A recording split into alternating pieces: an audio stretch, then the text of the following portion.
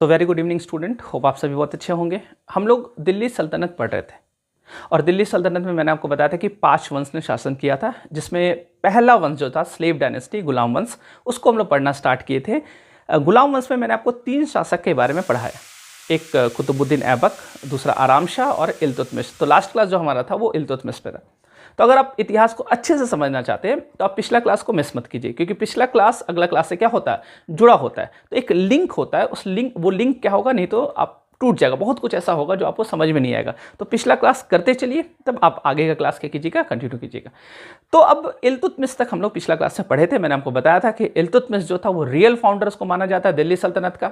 उसने तुर्काने चाहलगानी बनाया, जो 40 लोगों का ग्रुप होता था। मैंने आपको बताया था 40 लोगों का ग्रुप तुर्काने चाहलगानी, जिसको चालीसा भी बोला जाता था।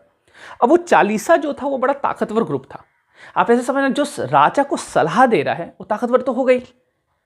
आप इल्तुतमिश कोई भी बड़ा काम करता था, कोई भी डिसीजन लेता था, उस तुर्काने चाहलगानी से क्या करता था, डिसीजन लेता था।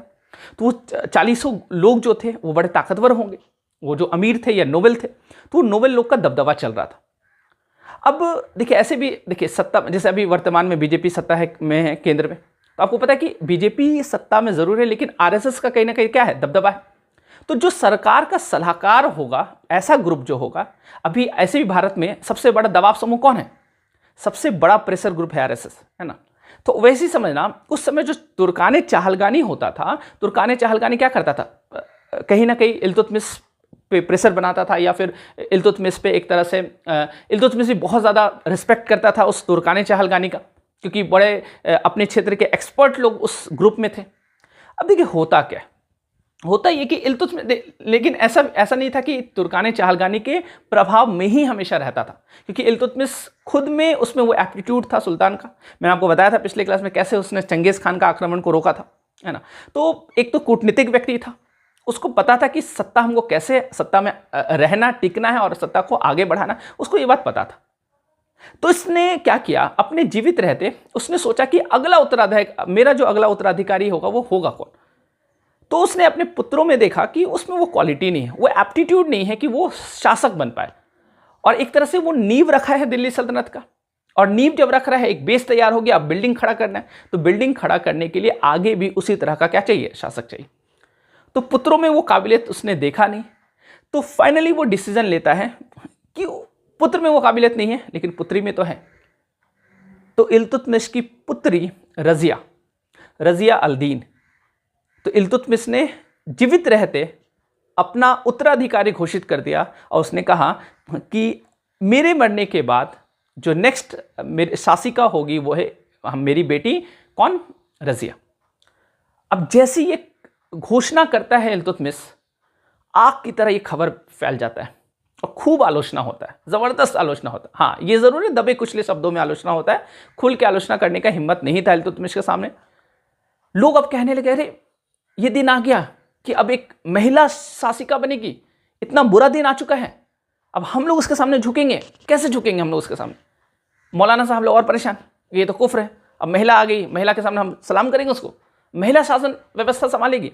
आप इमेजिन नहीं कर सकते कि आज से लगभग 800 साल पहले एक महिला सत्ता में आएगी, ऐसा सोचना भी बड़ा गुनाह था। और इस्लामिक जगत में बड़ा तेजी से ये खबर फैल रहा था। तो लोग बोले कि इल्तुतमिश पगला गया क्या, शुरू में तो ठीक ही शासन कर रहा था, लास्ट टाइम होते होते पता नहीं इसको क्या हो गया, अब बेटी को बना रहा है ये अपना शासिका। तो आप ऐसे समझना, आज भी महिला कोई ऊंचा पद पे रहती है तो जल्दी पुरुष उसको बर्दाश्त नहीं कर पाते।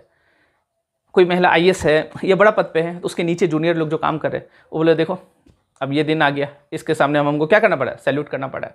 तो ऐसा होता है, आप ही देखिएगा ना, अपने घर में देखिएगा कि अगर आपके घर में कोई फंक्शन है, तो फंक्शन में डिसीजन मेकिंग में शामिल कौन होते हैं, कि फंक्शन कैसे करना है, क्या क्या खाने में रहेगा, पंडाल कैसे बनाना है। कोई भी फंक्शन है मान लीजिए, उसका तैयारी क्या करना है, कैसे करना है, तो कौन उस डिसीजन में शामिल होते हैं, आपके पापा होंगे, आपके चाचा होंगे, आपके भैया होंगे, या गांव घर के आसपास के जो लोग होंगे, वो जो पुरुष होंगे, है ना, बगल के कोई चाचा है, कोई बुआ है, कोई फूफा है। क्या आप बहुत कम घर में ऐसा देखिएगा कि महिलाएं उस डिसीजन मेकिंग में शामिल हो रही है, कि घर में माँ भी हो रही है, अगल बगल की चाची भी हो रही है, बुआ भी हो रही है, वो लोग भी शामिल हो रही है डिसीजन मेकिंग में। ऐसा नहीं होता अमूमन। तो जब आज 21वीं सदी में नहीं होता है, डिसीजन मेकिंग में शामिल हम लोग नहीं। अब देखिए लोकसभा में कितनी महिलाएं, मंत्री कितनी है देख लीजिए आप, ये विधानसभा में देख लीजिए, अपने क्षेत्र के विधानसभा में देखिए कितनी महिलाएं। तो महिलाओं का भागीदारी ऐसा आज भी राजनीति में इतना कम है, तो उस जमाने में आप समझ सकते हैं जहां पे पुरुष का दबदबा बहुत ज्यादा था, चरम पर था, उस समय एक महिला को शासिका बनाना है ना, ये सोच से परे था। तो लेकिन इल्तुतमिश ने ऐसा घोषित किया, इसलिए घोषित किया क्योंकि इल्तुतमिश बचपन से रजिया को ट्रेनिंग दे रहा था, और रजिया में वो क्वालिटी भी था, रजिया में वो एप्टीट्यूड भी था, रजिया को वो इंटरेस्ट भी था उस चीज में। रजिया बचपन से बड़ा शानदार तलवार चलाती थी, वो बहुत छोटी जब थी तब से वो तलवार चलाना शुरू की, घुड़सवार करती थी, तीरंदाज करती थी, उसका निशाना बड़ा पक्का होता था। तो वो सारा क्वालिटी देखी। और एक आध बार ऐसा भी हुआ है कि इल्तुतमिश जब राजधानी से बाहर गया कोई अभियान पे, तो उस समय सत्ता का बागडोर संभाली थी उसकी पुत्री रजिया, और बड़ा शानदार तरीके से संभाली।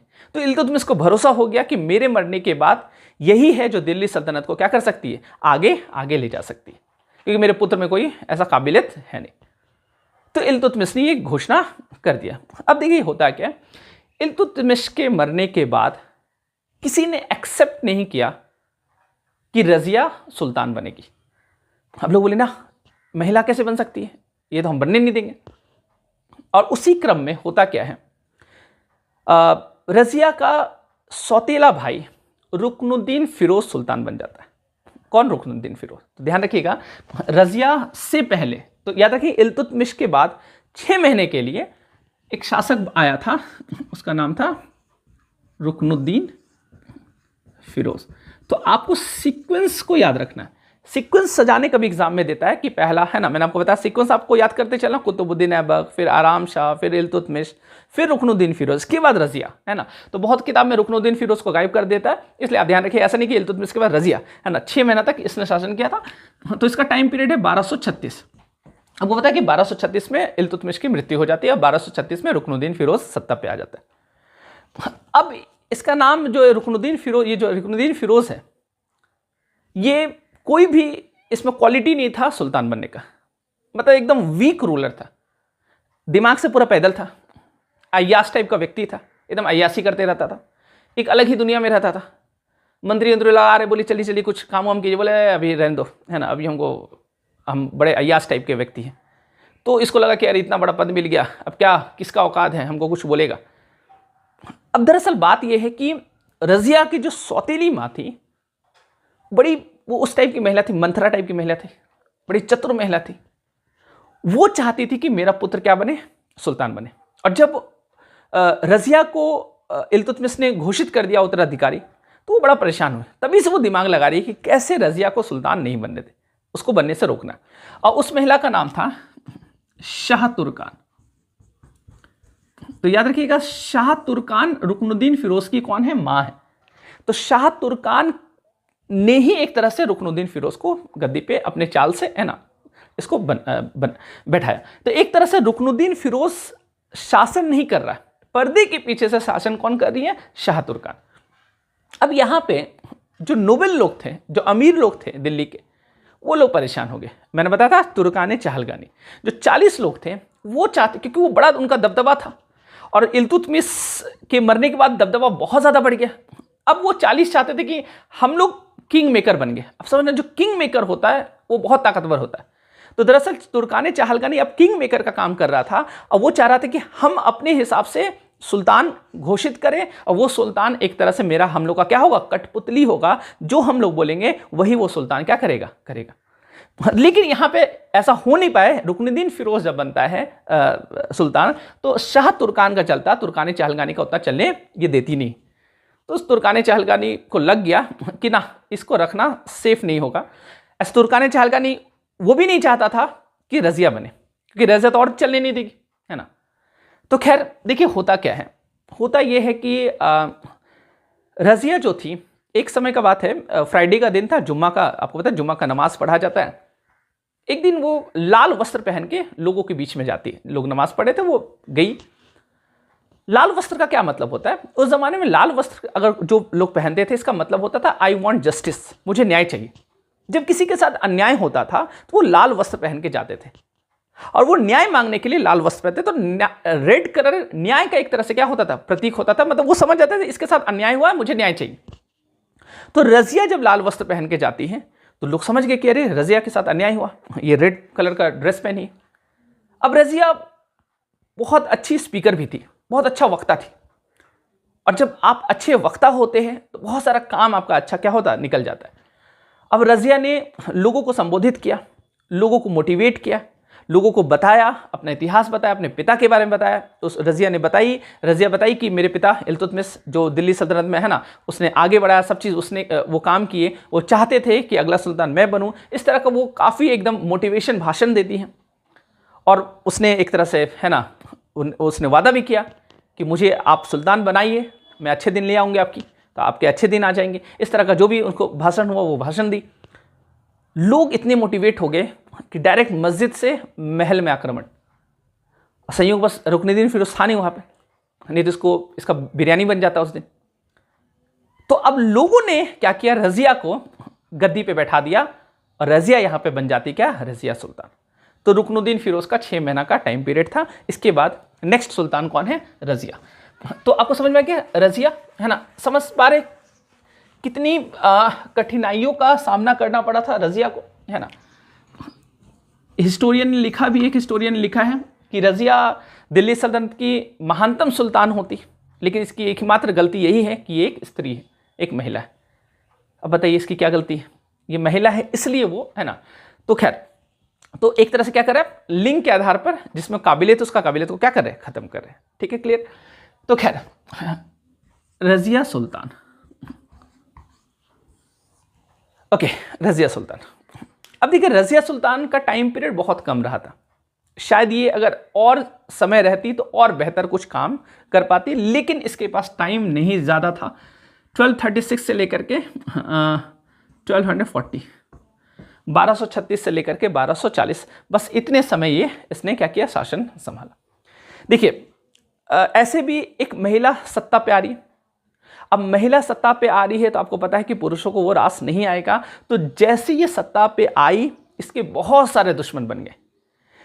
इसके सेना में आधा से ज़्यादा लोग इसको सपोर्ट नहीं कर रहे थे, इसके बड़े बड़े अधिकारी इसको सपोर्ट नहीं कर रहे थे, तुर्काने चहलगानी इसको सपोर्ट नहीं कर रहे थे, इसके जितने भाई लोग थे वो लोग सपोर्ट नहीं कर रहे थे। तो रजिया एक तरह से अकेले फंस गई, है ना। और समझना, रजिया जो थी, है ना, एक तो पहला चीज़ आप याद रखिएगा, ये she was the first and last Muslim women ruler, है ना, या मुस्लिम वुमेन रूलर बोल सकते हैं, ऑफ दिल्ली सल्तनत, है ना। दिल्ली सल्तनत की पहली एवं आखिरी महिला शासिका थी, है ना।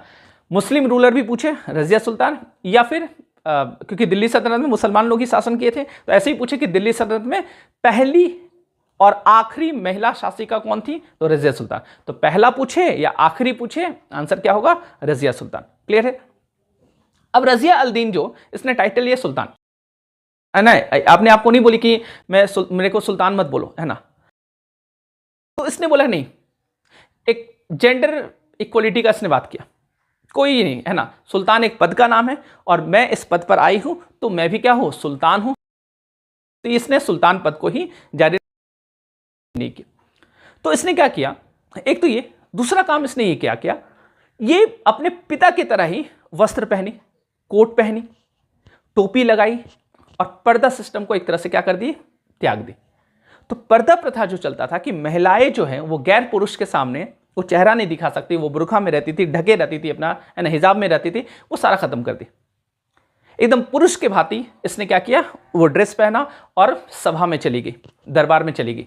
अब जैसे दरबार में गई, लोग परेशान, पुरुष लोग जितने थे बोले देखो मौलाना साहब बोले कुफ्र है, अब महिला देखो चेहरा भी दिखा रही।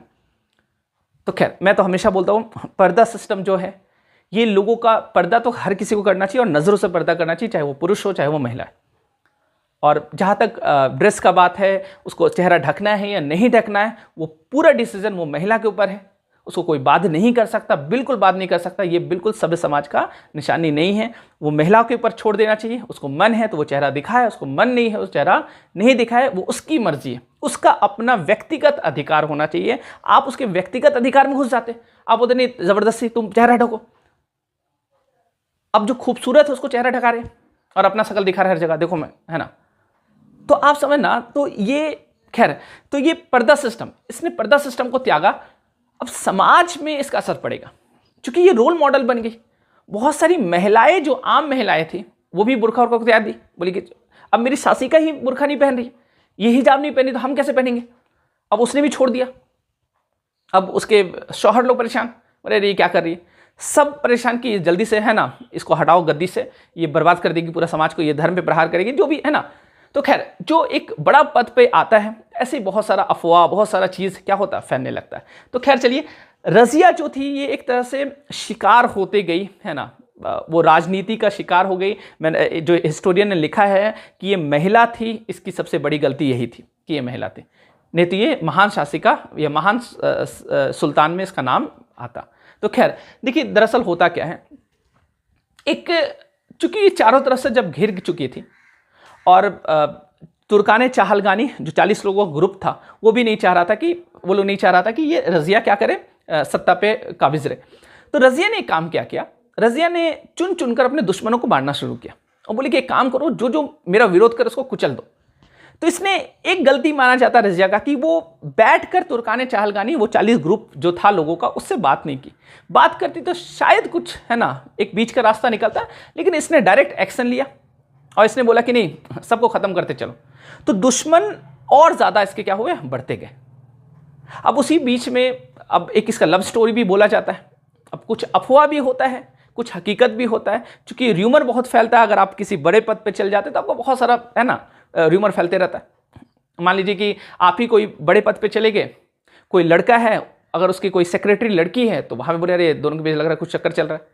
या कोई लड़की है बड़े पद पर है, उसके साथ कोई सेक्रेटरी लड़का है तो वहाँ पे भी र्यूमर फैलने लगे, अरे देखो उसको उसके साथ देखा जा रहा है तुरंत। आजकल तो और सोशल मीडिया में बहुत तेजी से फैलता है, उस ज़माने में फैलता था, है ना।